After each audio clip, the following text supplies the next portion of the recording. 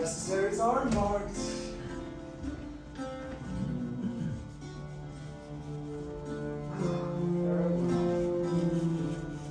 And sister, as the winds give benefit, and convey his assistant, do not sleep, but let me hear from you. Do you doubt that? Lord Hamlet. And a trifling of his favor. Hold it a fashion and a toy in blood, a violet in the youth of prime nature. Oh, forward, not sweet, not lasting. The perfume and suppliance of a minute, no more. No more, but so. Think it no more. For nature crescent does not grow alone in thews and bolts, but as this temple waxes, the inward service of the mind and soul goes wide of all. And perhaps he loves you now. And now nor soil nor cocktail doth besmirch the virtue of his will. But you must fear his greatness weighed. His will is not his own. He may not, as unvalued persons do, carve for himself. For on his choice depends the safety and health of this whole state. And therefore must his choice be circumscribed unto the yielding and voice of that body, whereof he is the head. Then if he says that he loves you, it fits your will so far to believe it. As he in his particular active place, he may give his saying deed, which goes no further than the main voice of Denmark goes with all, and then weigh what loss your honor may sustain. If with too prudent ear you listed songs, or you lose your heart, or your chaste treasure open to his unmastered importunity. Oh, just fear it, Ophelia. Fear it, my dear sister, and keep you in the rear of your affection, out of the shot and danger of desire. The chariot's maid is prodigal enough if she unmask her beauty to the moon. The canker galls, the infants of the spring, too oft before their buttons be disclosed. And in the morn, in liquid dew of youth, contagious blasphemous are most in that. So, be wary then. Best safety lies in fear. Youth to itself rebels, though none else near. I shall the effect of this good lesson keep as watchman to my heart. But good my brother, do not, as some ungracious pastors do, show me that steep and thorny ways of heaven, whilst like a pup and reckless libertine himself, the primrose path of dalliance treads and wrecks not his own reed.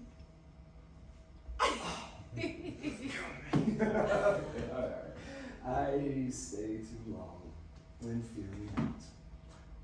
Your mother comes. A double blessing's a double grace. Occasion smiles upon a second leave. What's the here, ladies? Aboard, for shame! The wind sits on the shoulder of your sail, and you must stay firm. There, my blessings on thee. These few precepts. Look, thou character, give thy thought no tongue, nor any unproportioned thought sight. Be thou familiar, but by no means vulgar.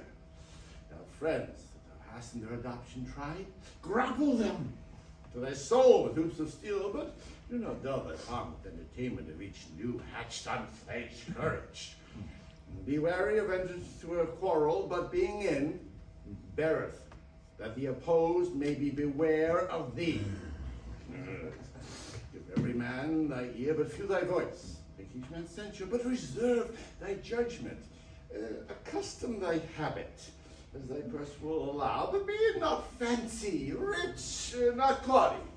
For the apparel oft proclaims the man, and they in France of the best rank and station are most select and generous cheaper than that. Neither a borrower nor lender be, for loan oft loses itself when threatened. and borrowing dull at the edge of husbandry. This above all, to thine own self be true. And thus it falls the night as the day that thou canst then be false to any man. Farewell. My blessing season this in thee.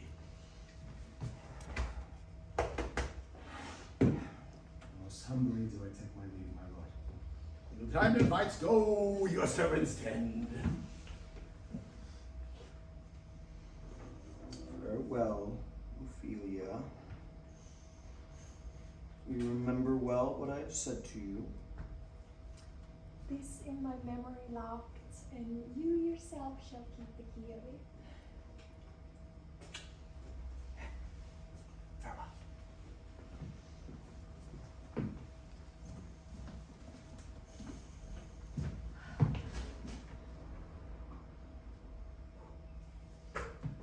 What is it, Ophelia? What hath he said to you? So please you, something touching the Lord Hamlet. Ah, marry, well bethought. It is told me he hath of late given private time to you, and you yourself have of your audiences been most free and bounteous. If it is so as 'tis so, 'tis put on me. In that way of caution, I must tell you, you do not understand yourself so clearly as it behooves my daughter and your honor. What is between you, give me up the truth. My lord, he had late made many tenders of his affections to me. Affections, pooh! You speak like a green girl, unsifted in such perilous circumstances. Do you believe his tenders, as you call them? I do not know, Lord, what I should think. Mary, I'll teach you. Think yourself a baby that you've taken these tenders for true pay, which are not sterling. Think yourself more dearly. Not to crack the wind of a poor phrase from me, unless you'll tender me a fool. My lord, he had importuned me with love in honorable fashion. Aye, fashion, you may call it. Go to, go to. And I had given consonance to his speech, my lord, with almost all the holy vows of heaven. Springs to catch woodcocks. I do know. When the blood burns, how prodigal the soul lends the tongue vows. These pleases, daughter, give more light than heat. Extinct in both, even in the promise, as it is a making, you must not mistake for fire. From this time on, be somewhat scanter of your maiden presence. Set your entreatments at a higher rate than a command to parley.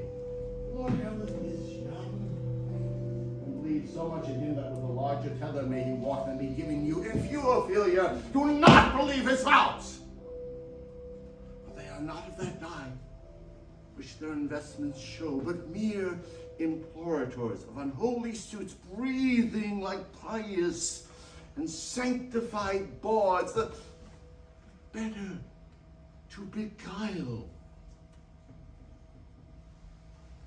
This is for all. I would not from this time have you so slander a moment's leisure as to give words or talk to the Lord Hamlet. Look to it, I charge you, come your ways.